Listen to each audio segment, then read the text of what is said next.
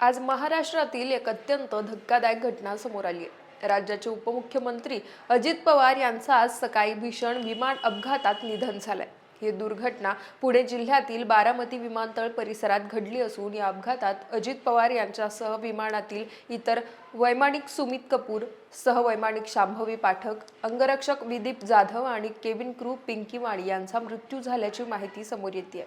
अजित पवार हे आगामी जिल्हा परिषद निवडणुकीच्या प्रचारासाठी मुंबईहून बारामतीकडे रवाना झाले होते। सकाळी साधारण 8:45 सुमारास त्यांचे चार्टर्ड विमान हे बारामती विमानतळावर धावपट्टीवरच उतरतानाच घसरलं आणि जवळच्या शेतात जाऊन कोसळलं।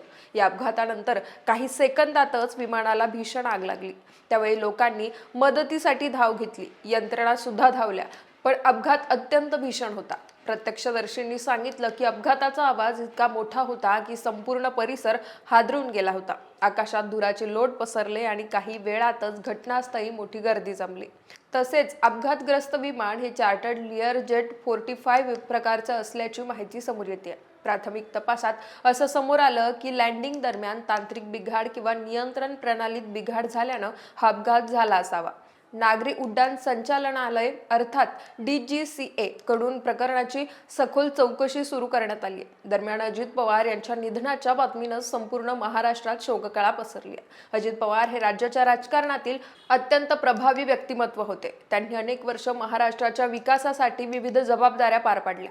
जिल्हा परिषद आणि पंचायत समितीच्या निवडणुकीसाठी अजितदादांनी प्रचार सुरू केला होता। दोन्ही राष्ट्रवादी काँग्रेस या निवडणुकीसाठी एकत्र आल्या होत्या, तर महानगरपालिका निवडणुकीचा निकाल पाहता जिल्हा परिषद आणि पंचायत समितीच्या निवडणुकीसाठी त्यांनी प्रचाराला वेग घेतला होता।